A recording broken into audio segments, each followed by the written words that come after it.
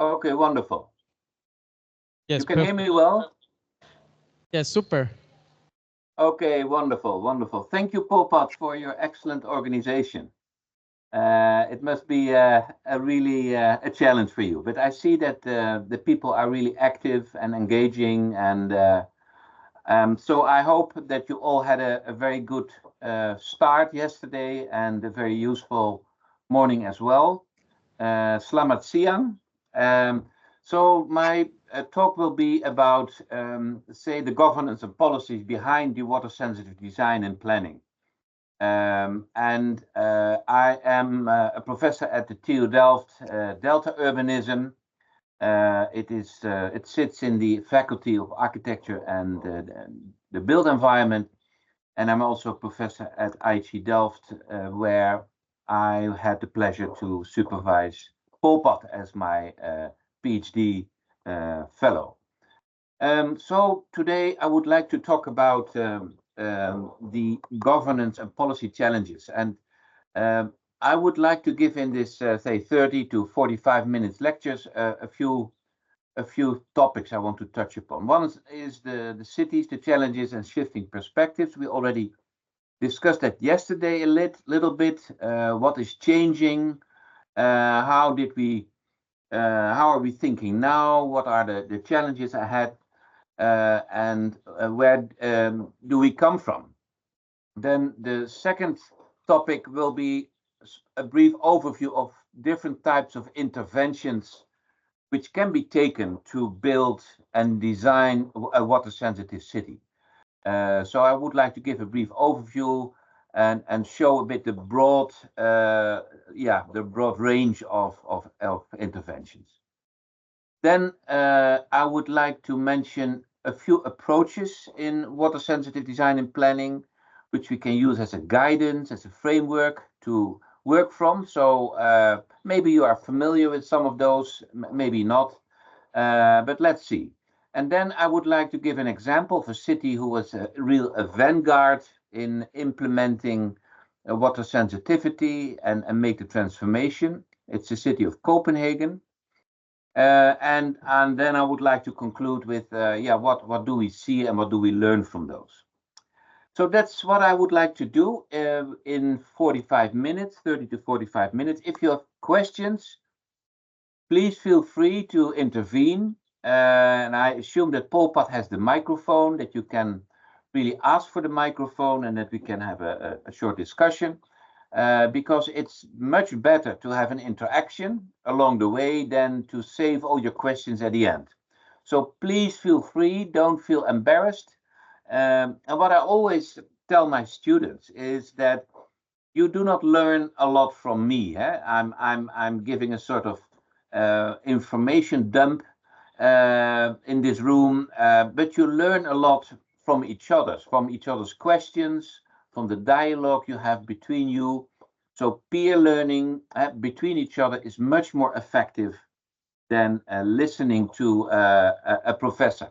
So my suggestion is be as active as possible and do not feel shy to intervene.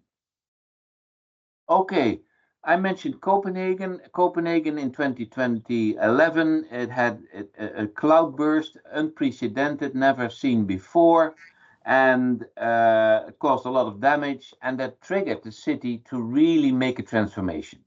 And I would like to elaborate more on that later on. But what we clearly see here is that the game changer for Copenhagen was the cloudburst of 2011. Then we have the city of Zhengzhou in 2021. We had that unprecedented flood event on July the 20th. It was a devastating rainfall, stagnant rainfall, and you see that the city was completely, you can say, disrupted. And again, has also provoked a change in our thinking. How do we really design cities able to cope with extreme events? And I will come back to that later. Then we have the 2021 floods in the Netherlands, which coincide a bit with the floods in Zhengzhou in China. And here you see a small village in the Netherlands, the village Well, on the right-hand side. And if you have a close look, then you see that the river levels, the water levels in the river are extremely high, and there is a temporary barrier on the right-hand side, which could happily prevent a flood disaster for the city. If that temporary barrier would not been there, the city would have been flooded. But what we also see is that the river is go beyond its normal flood defenses. The floodplains are inundated, and you clearly see that the river has space to breathe. And that is a result of the Room for the River program, what we talked about yesterday. And what we learned from our history is that the Room for the River program has really done a good job here. We really had limited damages in the Netherlands compared to Germany and Belgium, the countries upstreams, as the Room for the River project performed very, very well. So a conclusion was that investing in spatial measures and give space to water has really paid off. That is one of the conclusions we draw from this flood in 2021. So the changing perspective, what do we see if we look back and look at the current situation? Then we see that we have to deal with extreme events, both droughts and floods, and that these extreme events are really going beyond what we imagined. They're going far beyond the design standard, and it really makes us aware that a city cannot resolve the problem of extreme events alone.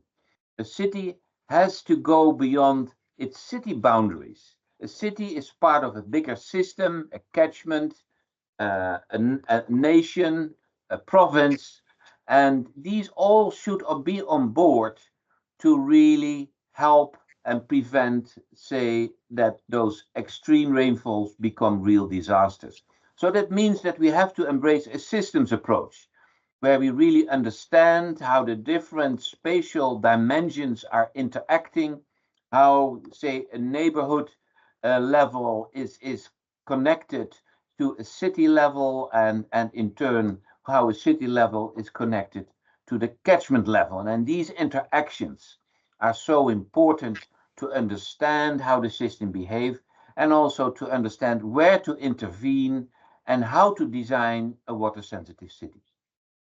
We also learned from these extreme events that there is no single measure which can resolve everything. There is no silver bullet. We have to look what we call at the portfolio of measures, a raft of measures which we have to implement at the different spatial scales at the same time, but also we have to think about the temporal dimension. When are we planning to do what? Where are the opportunities? So having that realization, we also came across that efficiency, which has always been a guiding principle, economic efficiency, is probably no longer the way to go forward. We have to go to maximize the value instead of optimize the economic efficiency. And the reason is that efficiency requires that we have an understanding about the probability of occurrence of an event. We have to have an understanding about the impacts of an event. And as these extreme events have learned that they are surrounded by large uncertainties, we now see that we cannot really calculate what are the costs and what are the benefits.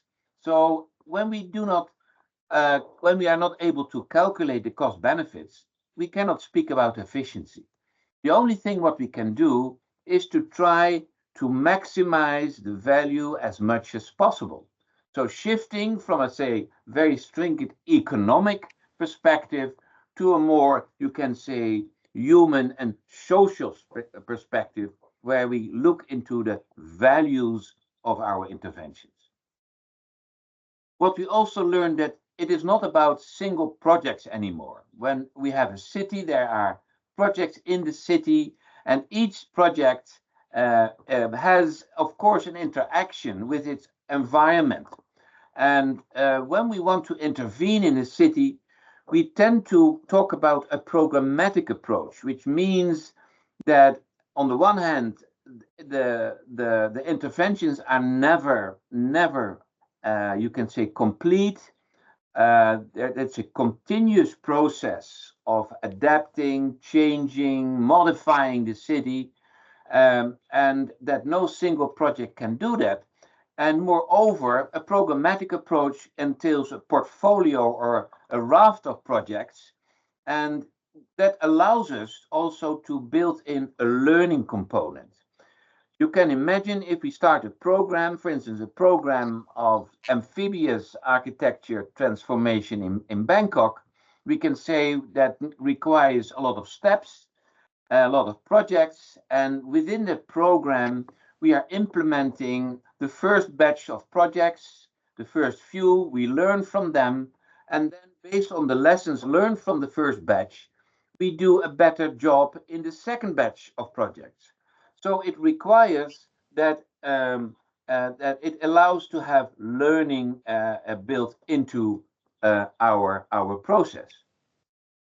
And another notion is that long-term perspective. Most cities have a short-term horizon. They look up 20 years ahead. But if we are realizing that a transformation of a city into a water-sensitive city will take at least one generation, you can imagine that we have to look far beyond 2020. We have far beyond the half of 2050. So our long-term perspective is really needed to really see what are the major interventions which has to be done on the longer term and how our short-term actions intervene. And finally, we also realize that financing cannot only be on the shoulders of the government alone. Often these investments are too large and too encompassing. So it becomes more and more important to also involve the private sector in the financing of projects. And that also calls for an approach where we really work together with the private sector and where we use their capacities and insights to really build and develop projects which are, say, benefiting for the city. So these are, in a short nutshell, the changing perspective where we have to operate, what we have to consider when we talk about design and designing of water-sensitive cities. Is there in the room any questions already about these points? Do you have maybe additional points to mention, or is some other points need some clarification? Please feel free.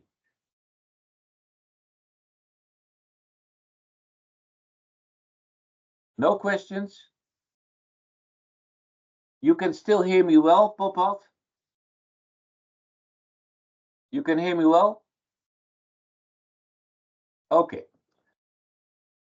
Then let's move to the next slide. That is about the type of interventions, a brief overview, what can be done. Now, what you see here is a temporary barrier installed in Germany. Oh, what is happening here? In Germany, and this barrier, you can say it takes about 1 week time to build those construction, and the warning time of a flood wave coming from the upstreams to the downstreams is about 2 weeks. So you can imagine there is sufficient time to build this construction. We can say the lead time is about 1 week, and the warning time is about 2 weeks. So you can imagine that the city feels quite comfortable. Although when you see those high water levels here, you can also imagine that the people are afraid that the system will break or will be overtopped. But in this specific event, it performed very well. So this is another type of intervention. This is an amphibious, flood-proof dwelling, a house in Germany.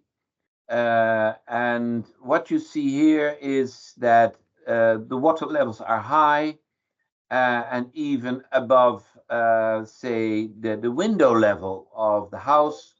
And the house is designed in such a way that it can withstand these high water levels. So the city itself, it's a city in Hamburg or part of the city in Hamburg, they are designed in such a way that the flood water can easily go into the city, and the city is able to manage that water, to accommodate that water. So the water is not being kept outside the city by a huge embankment, but they allow the water to come in. And that has a specific reason. And the reason is that if this new town would be built and protected by a high dike, then the flood risk of the other side of the city would be higher. So this city has been made in this way to protect or save other parts of the city of Hamburg. Now, this is a similar situation in the Netherlands, in Dordrecht, and Polpat fairly knows well this building. And this is a historical house built outside the flood defense of the Netherlands. And you can see that this gentleman feels quite comfortable. The structure is really able to deal with high water levels. And it has been a technology applied already for many, many decades. Now, this is another situation. This is in Hong Kong. This is an underground water storage facility. The area is called the Happy Valley. And in Hong Kong, they built a park. And underneath the park, they have this huge facility to store high volumes of rainwater. The beauty of this construction is that it's a multifunctional construction, because on top of that, you have a playground for hockey and football and sports activities. And underground, you have the water storage facility. Now, you can imagine to design, to finance, to build and construct this work, it takes maybe 15, maybe 20 years time to really do this. And that means that we have to look at least 50 years ahead, because the lifetime of this facility is probably 30 years, 40 years plus on top of that. So the whole project is spanning a period of time of 50 to 60 years.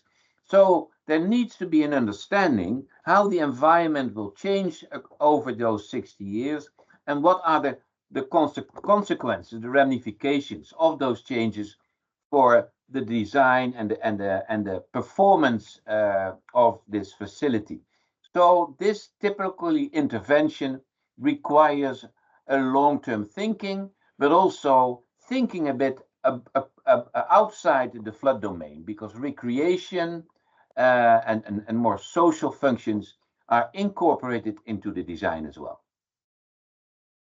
Another example is the primary flood defense in the Netherlands. You see here the delta works, not the fancy barriers, but the embankments.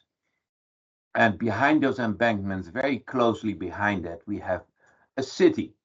And these embankments are quite robust. They have a protection level of 1 in 10,000, which is extremely high. There is nowhere on earth protection levels higher than we have in the Netherlands.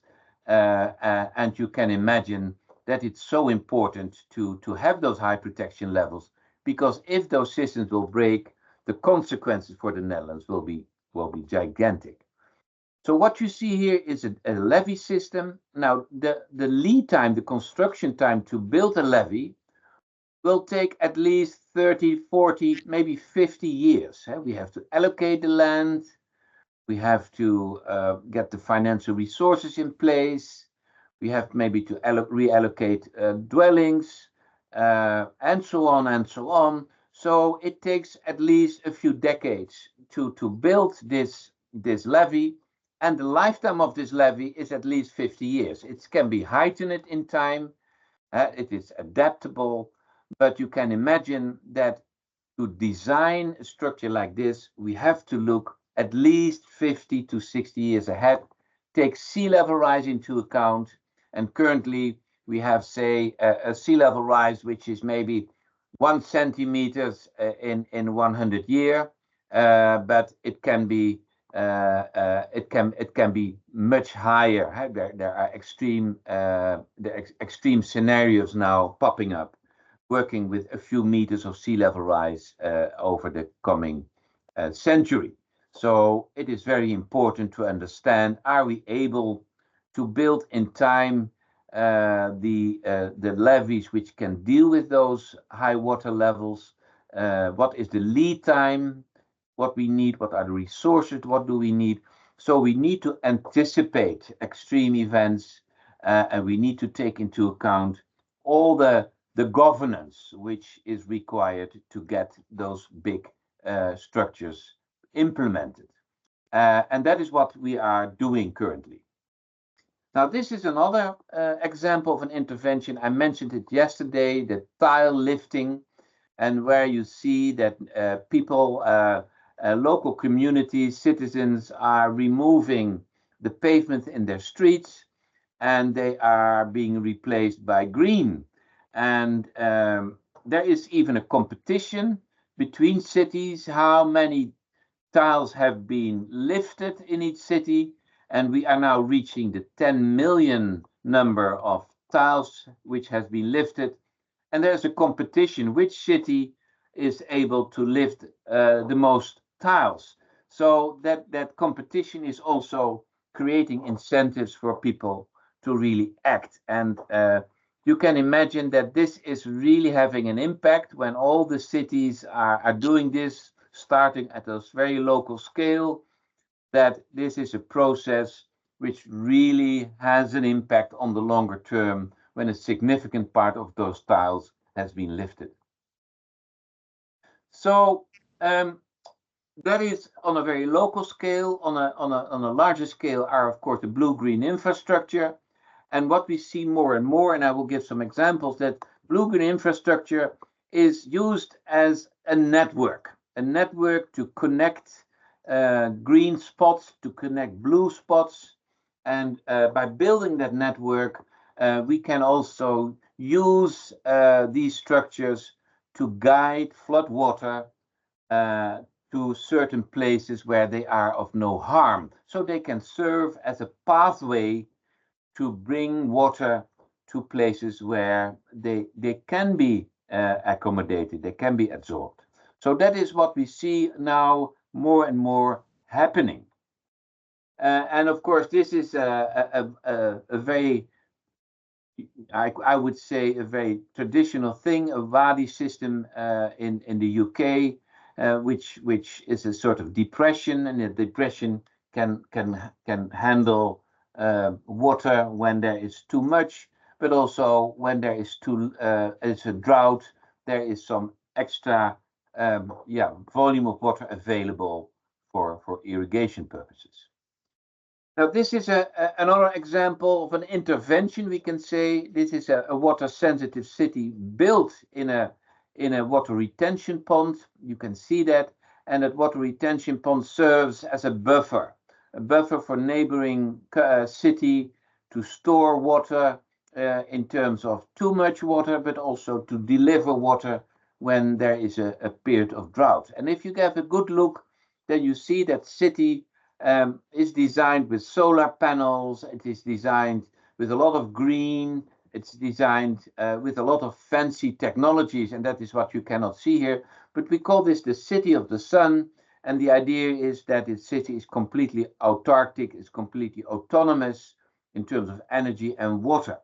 And what you see on the bottom part, on the right-hand side of the bottom part, you see a sort of system which is able to purify polluted water, a sort of halophite system where water is being purified.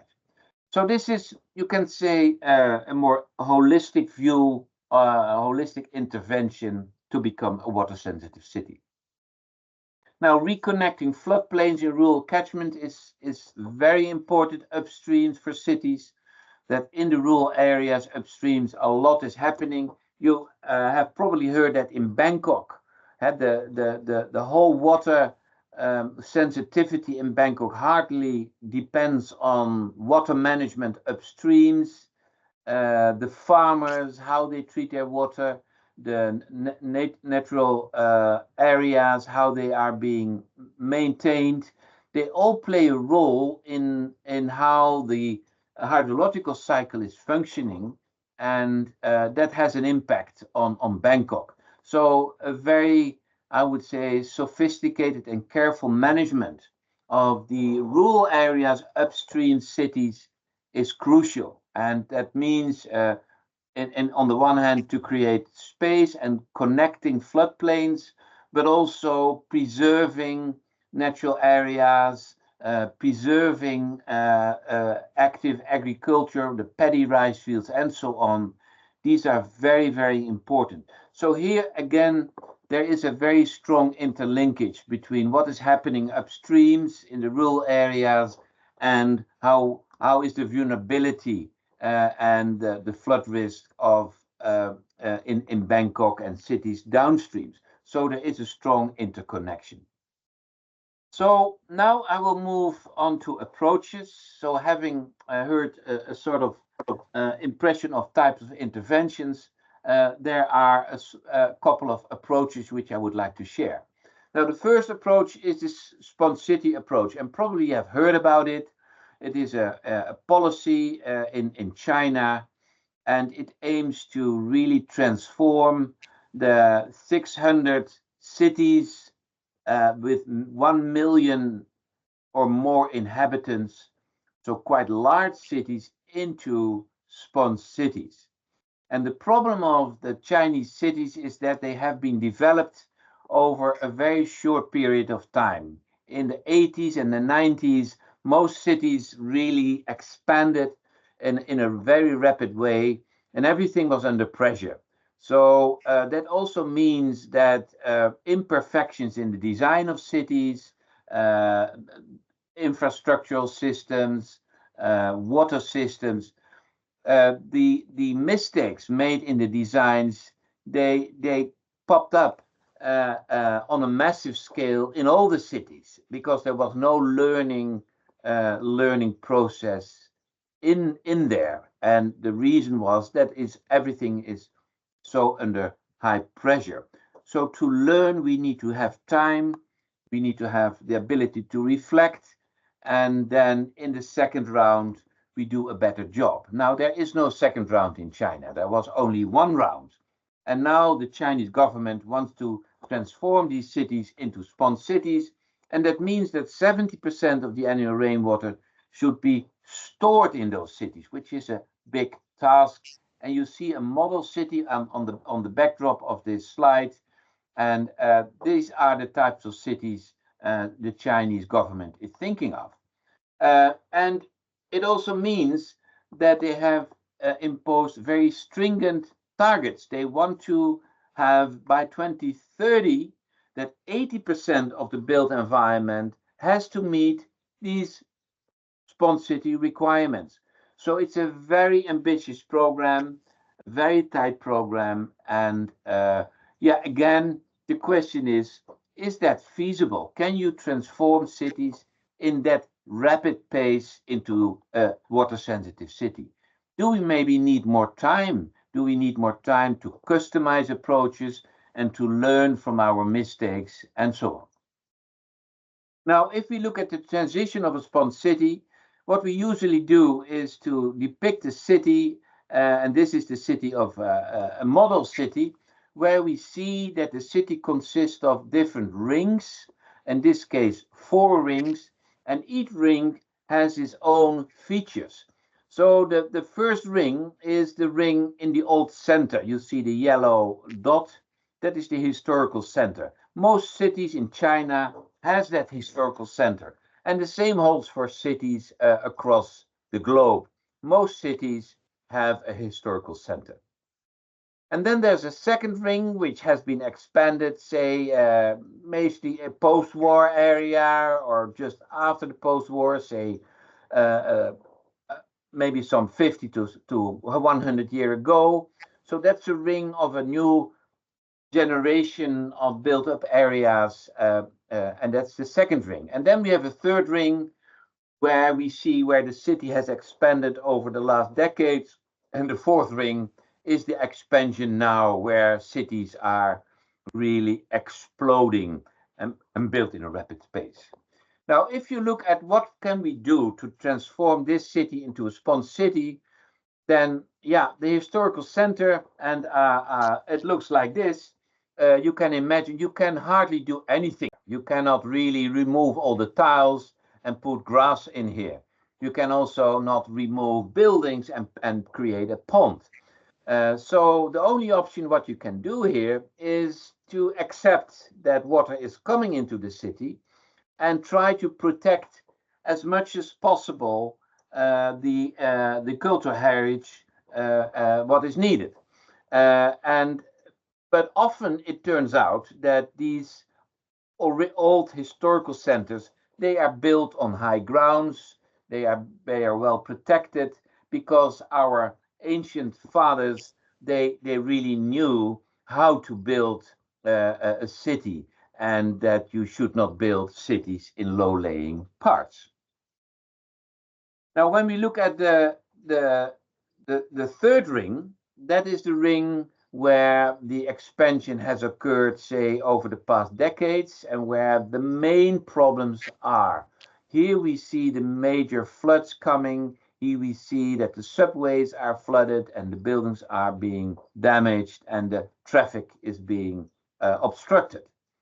Now, what you can do here is, of course, collect water as much as possible, slow down the speed, and that is an approach which is a slow process. Again, you cannot really transform this part in a water sensitive city overnight. And this is one of the examples what is being done now on a massive scale in those parts. You see on the right upper side a pavement, and under the pavement you have a combined sewage canal. So where the rainwater and the sewage is being transported to a sewage facility. And you know those combined systems, they can cause pollution, water pollution, when heavy rainfall is exceeding the capacity of that system, and that polluted water has to be discharged to the surrounding surface waters. So the old situation is, in terms of water quality, a very, very bad system.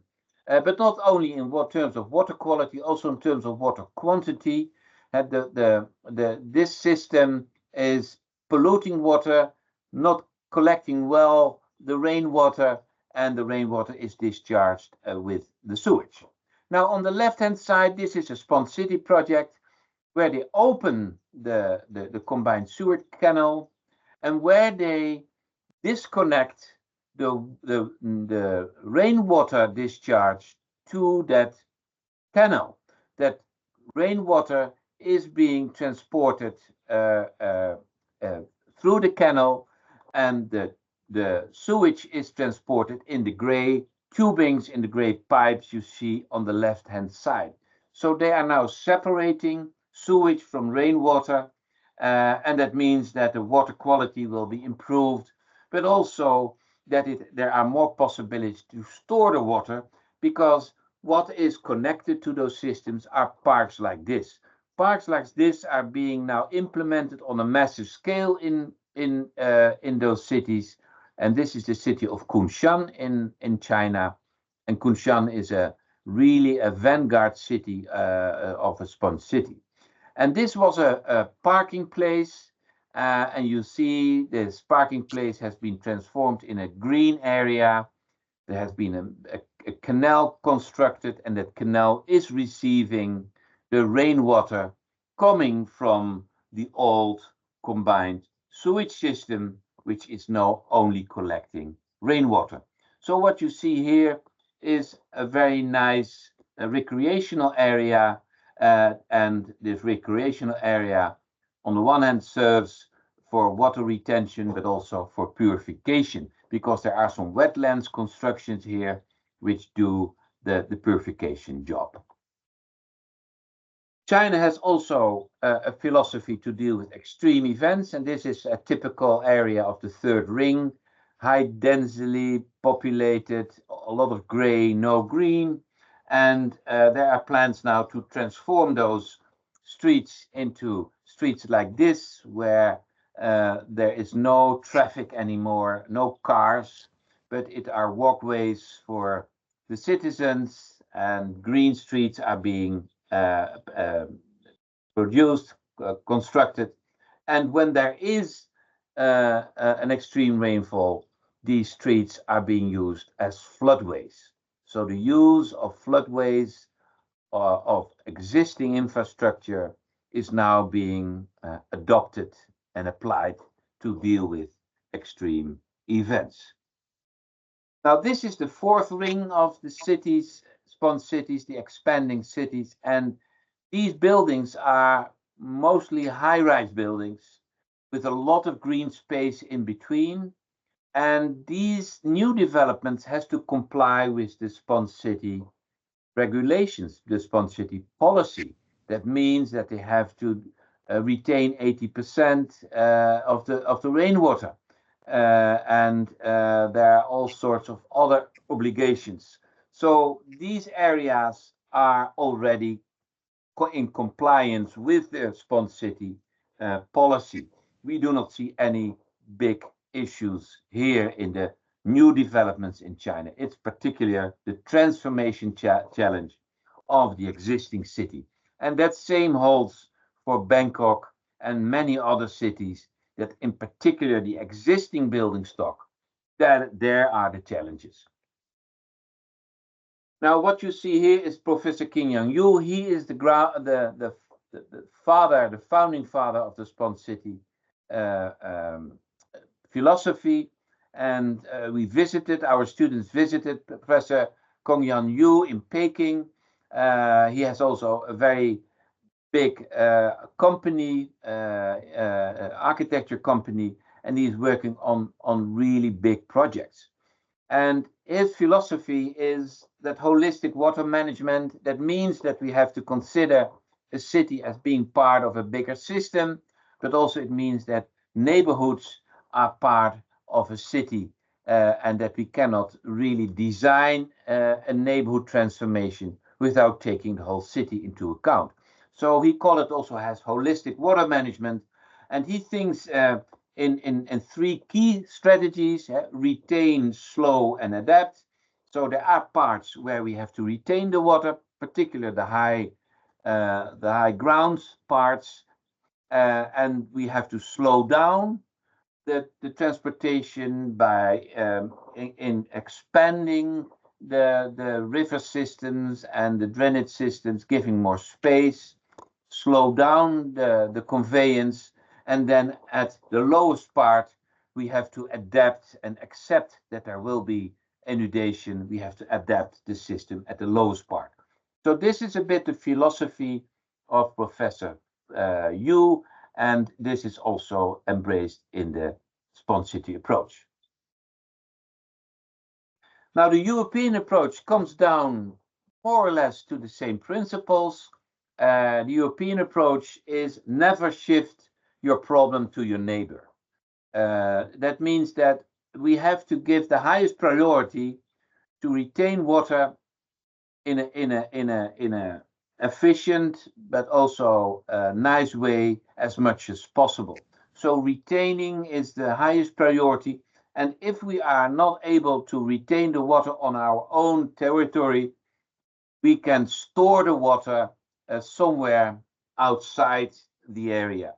And if that is not enough, we have to drain it into the larger water system. Now, that hierarchy is a very important design principle. Retain as much as possible, store when retention is no longer feasible or exceeds its capacity, and as a last resort, drain. But that is really a last resort. Now, the city of Copenhagen has embraced that principle. I told you that there was that devastating flood in 2011. And what did it do? It made first, using models, they built a sort of new infrastructure, a new water infrastructure.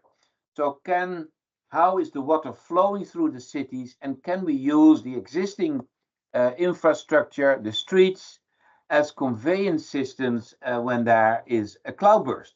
So there were a lot of designs making. There was the underground, the drainage system has been taken into account, the existing urban fabric, and how can it be used to modify it.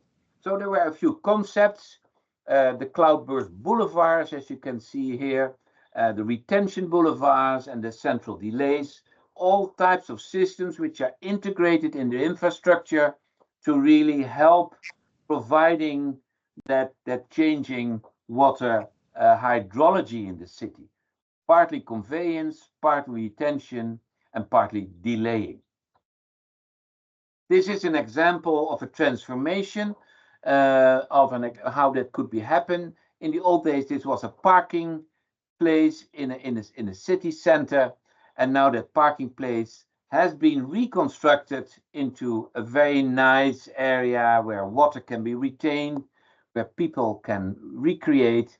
And this has been built, and we went here with students 2 years ago. We visited all those projects, and it is really fascinating to see. And a nice thing is also that the value of the dwellings is also increasing. So all the people there who are living there, not only enjoying the nice areas, but also they have a higher value of their home. So they are very much supported by this intervention. And here's an example of a street which has been transformed into a floodway when there is a heavy rainfall. And these interventions are quite feasible, and many streets now are acting in this way in Copenhagen. So when we look at the Cloudburst Action Plan, it's a program. I told you we have to shift from a project to a programmatic approach. And the Cloudburst Action Plan, which was built or designed after 2011, the Cloudburst, comprises 300 projects. So they thought that when we have those 300 projects implemented, we can really manage these cloudbursts we have seen in 2011. But you can also imagine that implementing 300 projects, that is very expensive, and that cannot be done overnight. So the programmatic approach which they embraced is, let's start with the low-hanging fruit. Let's start where are already constructions taking place in the city, renewal of urban infrastructure, and where can we use those construction activities to implement at the same time water-sensitive cities interventions. So the low-hanging fruit, the opportunities were first identified, but also where are the most critical places, the hospitals, the electric power stations, where are the most critical, and let's start with protecting those. Now, they take a 30 to 50 years implementation period. So over those 30 to 50 years, those 300 projects will slowly implement it. And they will follow what we call that opportunistic approach. Now, Pol Pot has done his PhD research on this opportunistic approach, so he can tell you everything about this. But it really means that we look into where are other investments taking place in the city, where are rebuild projects, renovation projects going on or planned, and can we really use them to implement at the same time water sensitive interventions. Another very important feature of that plan is multiple benefits, and the use of nature-based solutions.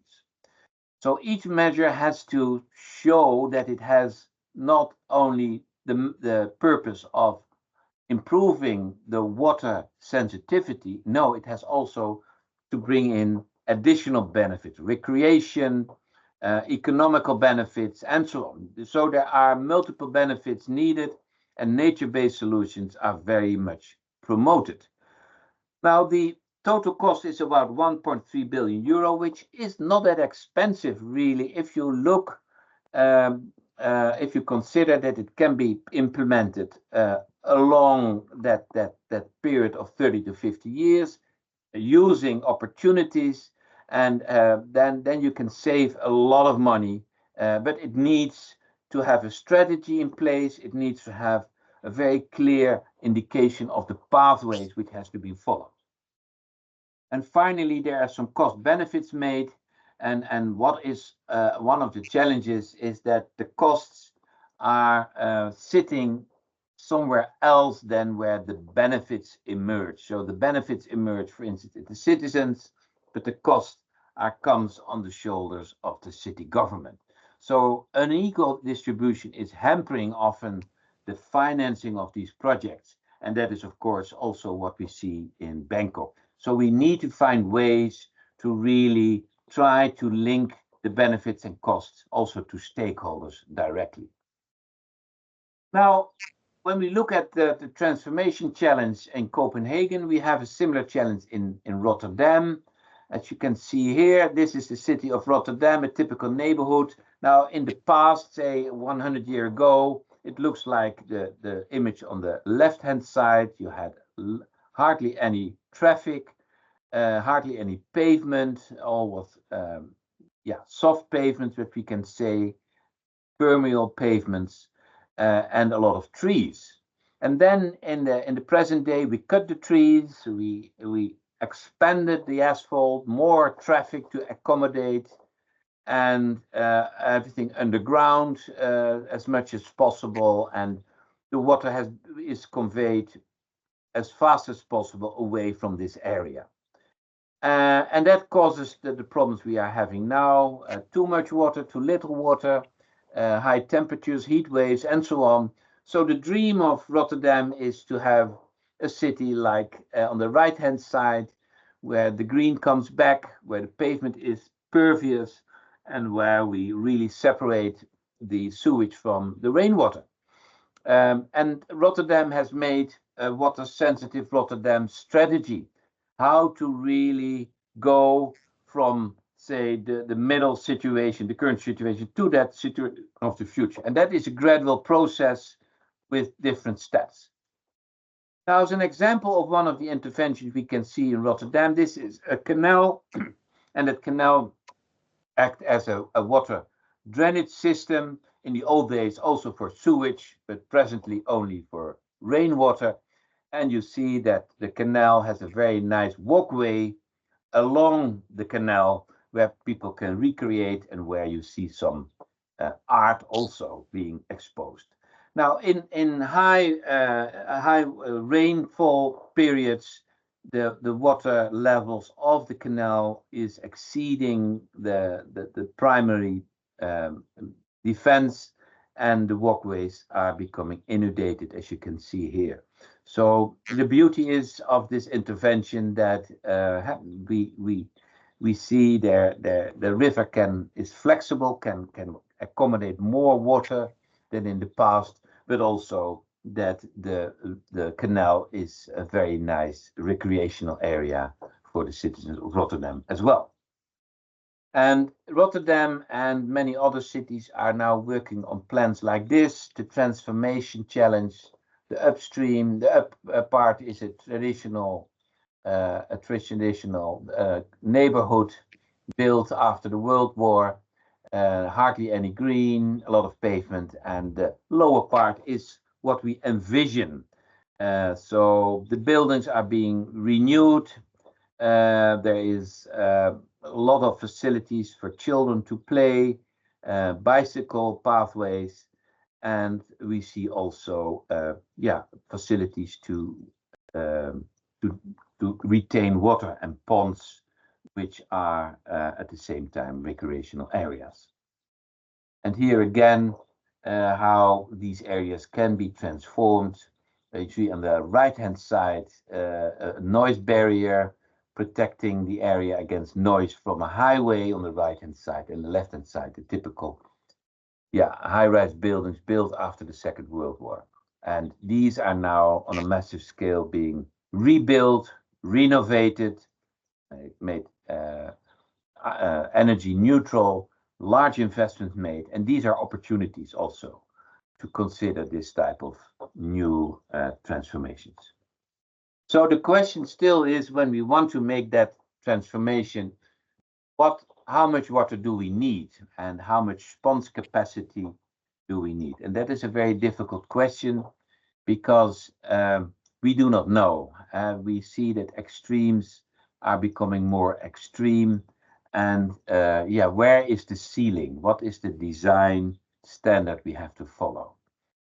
So one of the ways to deal with that is to see the city as a sponge, and we can say, okay, if the city is a sponge, then what at least the city should do is to retain the water which comes down on a daily basis. Say, in normal rain should be retained as much as possible. We call that the day-to-day domain, retaining all the water as much as possible. So the sponge capacity should address this more everyday rainfall as much as possible. No discharge to other places.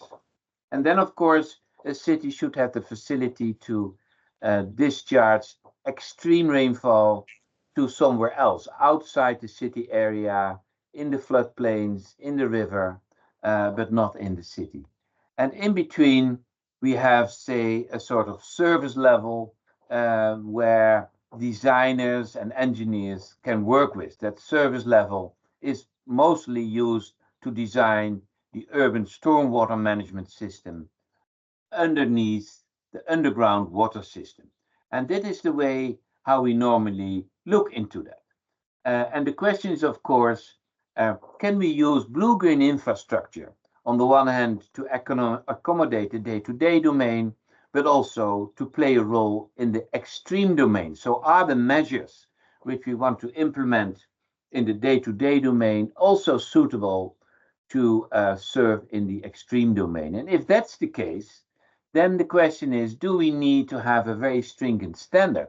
Maybe that standard is blurry, and we should not really focus too much on, say, design at the standard level. Now, and that brings us to a new approach. We call it the 3PA approach.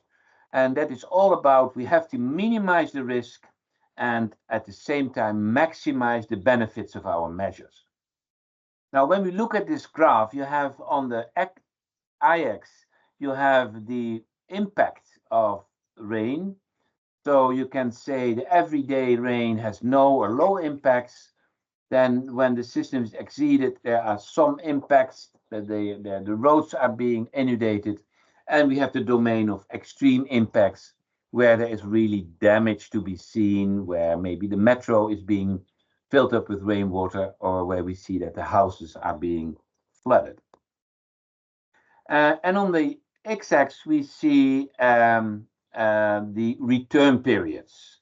So you can say that in the domain 1, that's the domain of the engineers, where the engineers is working with a clear standard, and he is designing its stormwater system for exceedance, design exceedance. But what we learn now is that we have to do more than only design a system based on a design standard. We have at the same time have a look at when the system is failing or exceeding. We have to look into domain 2. So it means that when we design a system, then we have to see, okay, what will happen when the system is exceeded, when the load is exceeding its capacity, and can we reduce the impact of that exceedance? Can we minimize the damage when that occurs? So a designer needs to be mindful about the domain 2. And the third domain is the everyday domain. When we design a system which on the one hand meets the standards and on the second hand is able to deal with extreme events, we need also be aware that that system should have a multiple benefit. So what is the additional benefit of the everyday situation? And that means that we have to maximize the benefit in that phase. So the three-point approach is a provide guidance to designers to really address the 3 points in their design.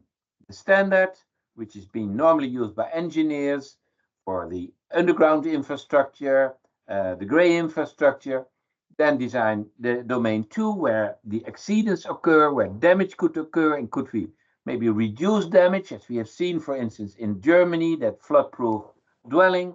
And domain 3, can we expand on its functions? Can we improve, say, the multifunctionality of your interventions?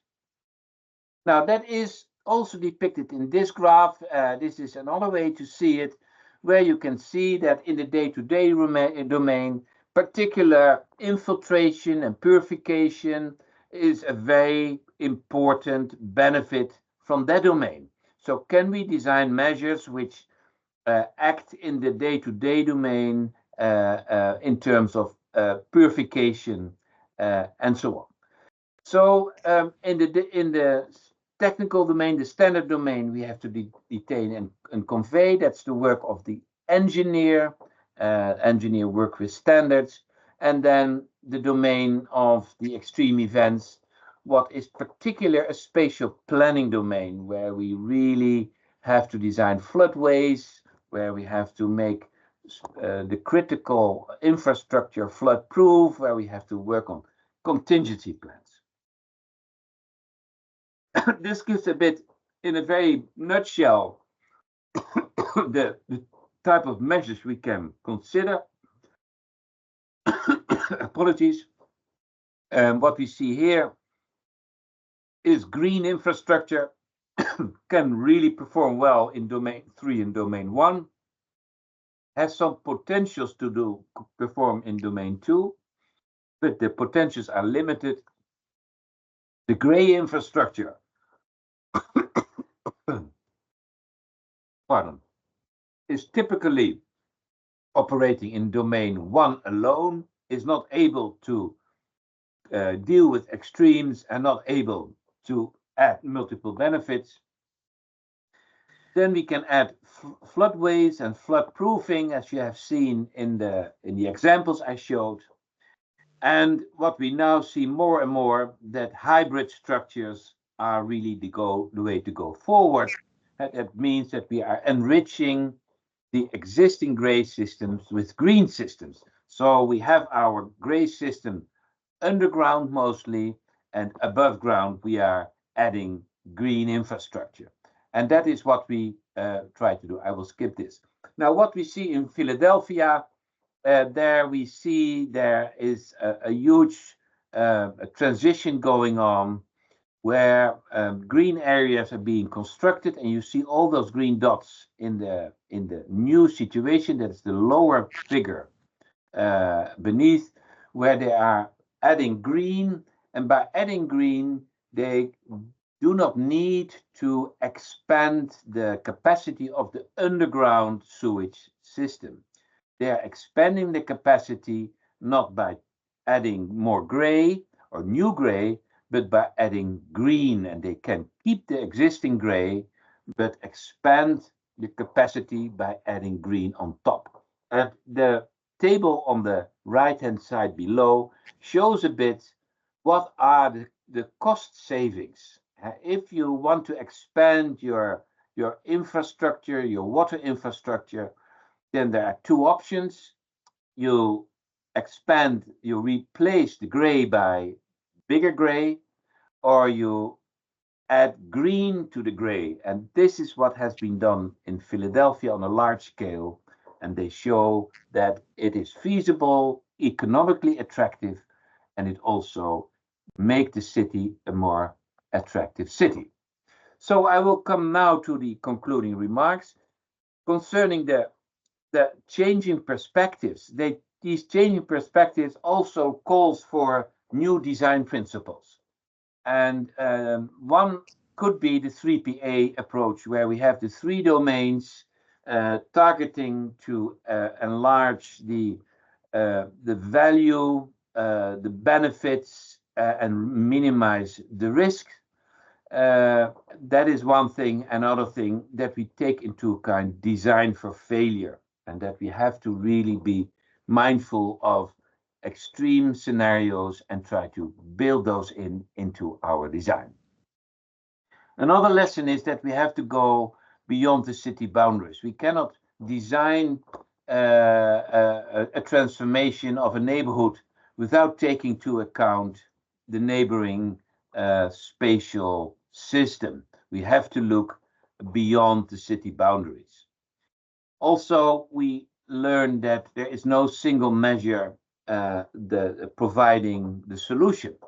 We have to consider a portfolio which covering the three domains, and some measures are crossing more than one domain, but some are sitting in only one domain. But the portfolio we should design, develop, select to cover the three domains as an integrative system. And last but not least, we need to have a long-term horizon, and that is to seize opportunities, to be aware of where are renovations and rebuild and investments taking place in the future, and can we really use those for our own purpose. So I've now arrived at my last slide. I suggest that I stop sharing.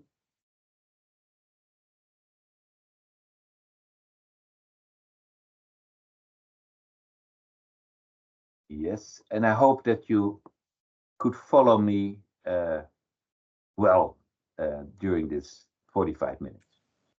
Paul. Okay. Yeah. Thank you. Thank you for your presentation. Um, that is very good, very impressive presentation. And I saw many things is quite totally new. I never saw before. It's like many information that you have. Spong City and many picture, many picture in China, right? Chris, can you hear me? Yes, I can hear you. Yeah. Yeah. Okay. Anybody have any question? Yes, yes, please.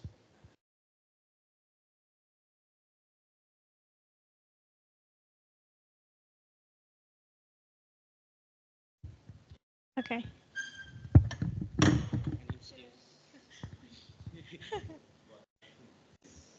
Okay. Hello, Mr. Chris. Can you hear me? Yes, very well. Okay. Hello, I'm Regita. I'm from UNS Indonesia, third year architecture student. I want to ask about actually, it's the first slide. I don't know, it's the first slide, but it's at the beginning of your presentation, your amazing presentation. It's about the extreme events.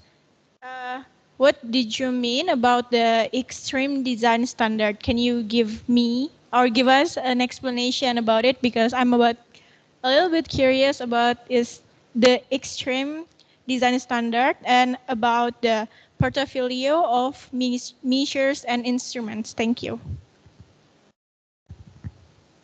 Okay. Yeah. Yeah. Now, when we talk about extreme events, extreme event is an event which normally exceeds the design standard. And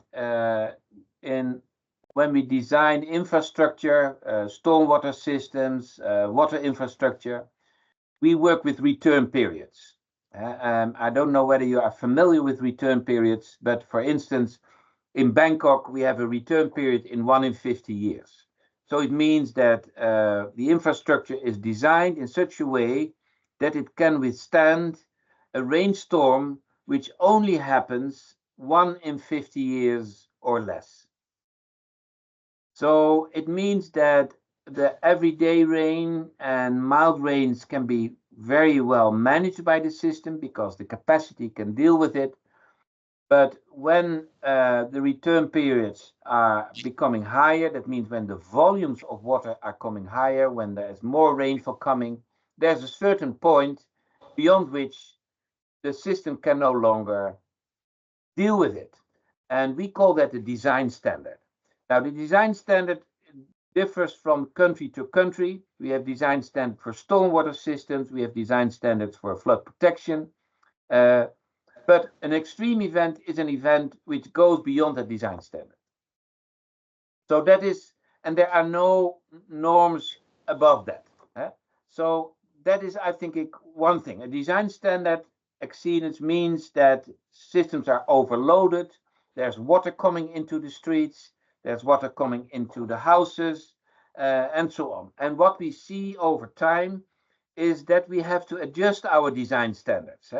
That a rainfall of 1 in 50 years is maybe, you can say, 50 millimeters today, but maybe tomorrow it will be 100 millimeters. So it means that we have to adapt our approaches because the extremes are becoming more extremes, and our return periods have to be adjusted accordingly. For instance, in Bangkok, we had several floods, which were a 1 in 100-year event. Pol Pot, 1 in 100-year event caused floods because the city was not designed for a 1 in 100-year event.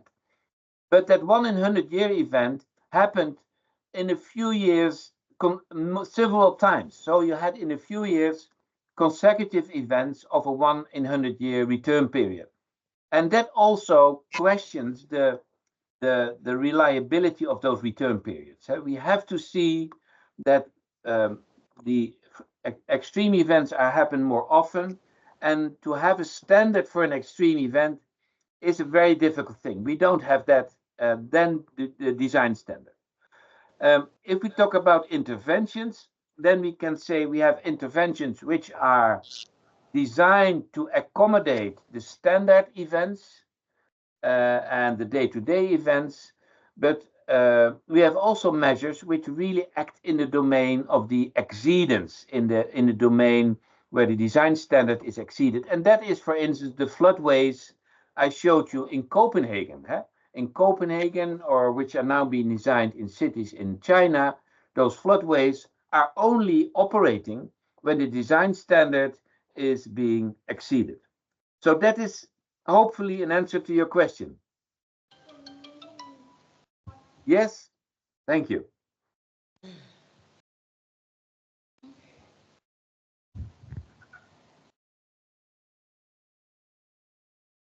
So, anybody have any question?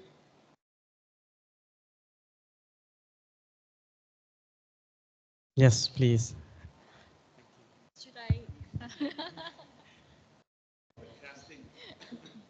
Hi, I'm here. Are you see me? Hello. Hi, Chris. I'm Ruli Selamat from siang. Plus Mallet. Yes, I am a college of Achan Eun. So I would like to ask about you. Well, in Indonesia, our river condition is different each province. In Java, sure, it will be different with the Kendari, or in Borneo, Kalimantan. So regarding for this issue about the climate change, urban, rural, and also Kalimantan, Java, I think you already quite known about the Indonesian islands. What do you think? What kind of suggestion that you can share to us, especially the students, to thinking about this amphibious design? Thank you very much.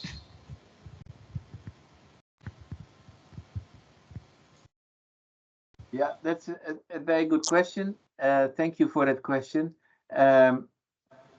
In my view, amphibious design is a way to deal better in the extreme domain, where the standards has been exceeded, and where we have to protect our urban infrastructure. So, particular in the domain of extreme, we should consider amphibious architecture. And for what I see in Kendari, I've been in Kendari many times, and there are neighborhoods built on stilts, and those areas have the ability to really deal with fluctuating water levels. But in the new built-up areas, more traditional Western style of buildings are being constructed, and these are extremely vulnerable for water levels. So, in the absence of a collective, quite expensive flood protection system, we are forced to take measures at the individual household level or neighborhood level. And in that sense, that also is, I think, a message to Kendari that it would be really an opportunity to consider, say, more the indigenous architecture, which is buildings on stilts, and in particular to have them in areas where there are occasionally floods occur because of heavy rainfall. So these areas could be used in a multifunctional way. On the one hand, to receive river water from the river Wangu. The Wangu River is the river in Kendari, and on the other hand, it allows to accommodate the houses and city expansion. So my suggestion would be that, given the fact that a collective flood protection system in most of those areas in Indonesia is not there, that particularly in those areas which can serve as flood retention, the combination of flood retention and dwellings could be an opportunity, in particular using the indigenous technology of Indonesia. Okay, thank you very much, Chris. Anybody have any question more?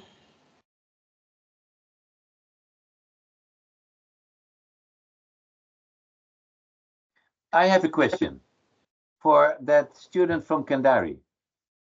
Ah, yes, come. Okay. We have one, please. We have. Yes. Yes, you can start up, ask the question. Yes. The question I have.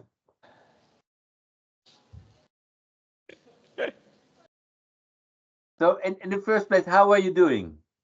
How is it going? How is it going? Oh, I'm fine. I'm good. Thank you. Okay, okay. So, do you have any knowledge about the architecture in Kendari, the indigenous architecture?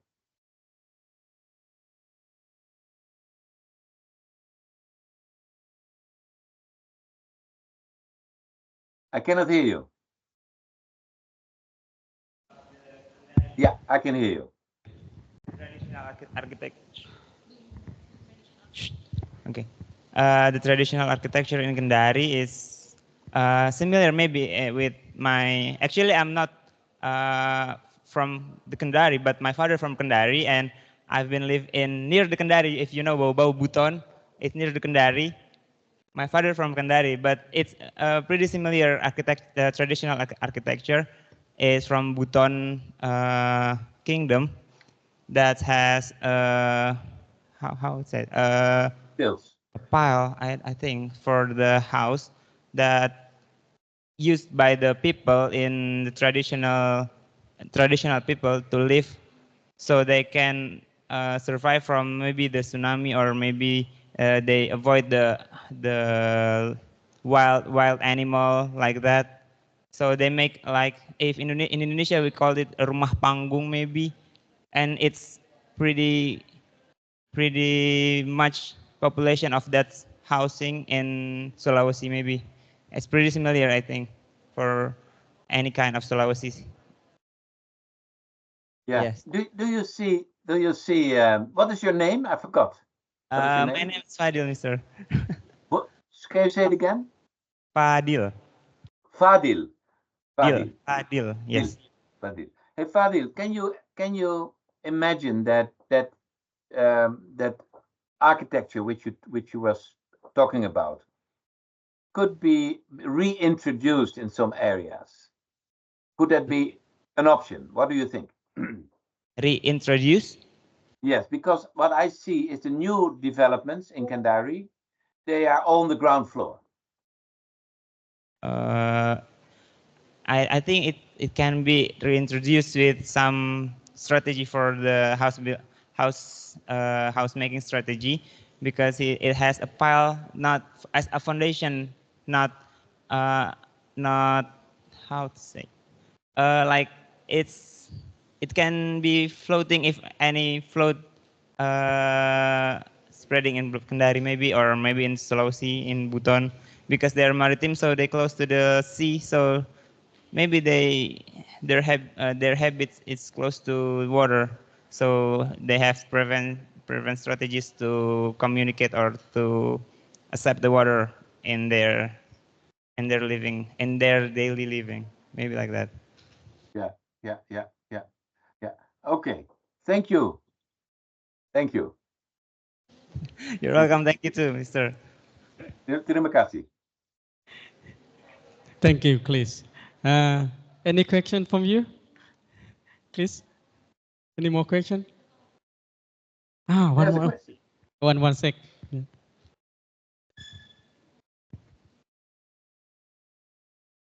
Oh yes, come.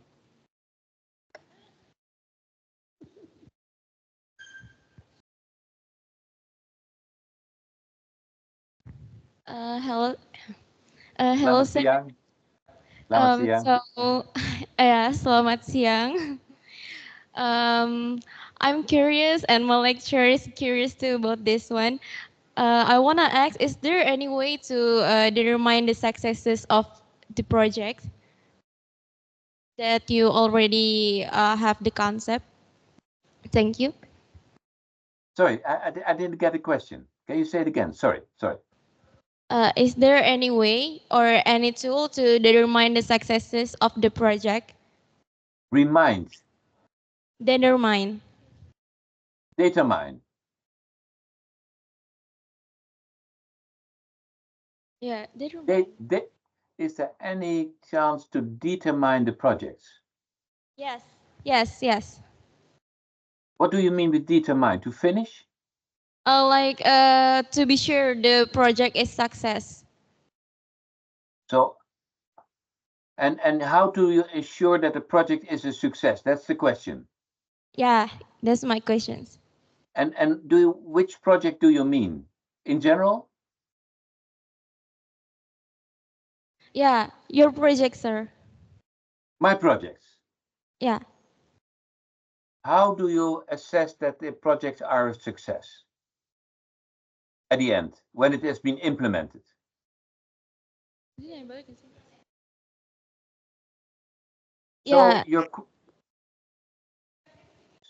So your question is, how do you assess if a project after implementation is successful?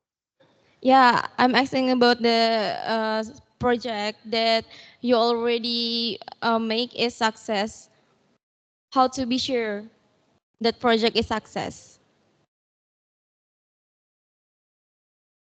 Yeah, that's a very good question. Now, for the room for the river, you can say that the recent flood event in 2021 prevented flooding of the Netherlands. If there were no room for the river, we should have big floods. Yeah. So we can say that if it's able to deal with extreme events, and we really see that, then we can say it's a success. But for many projects, we do not know. Huh? We have to wait until that extreme event will happen. Huh? So, but for the Room for the River project, we can say it is successful because it is really working. It is really helping preventing flooding of the Netherlands. Is that an answer to your question? I don't think so, eh?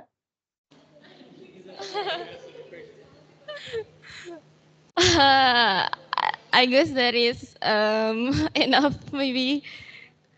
Okay, thank you. Selamat pagi.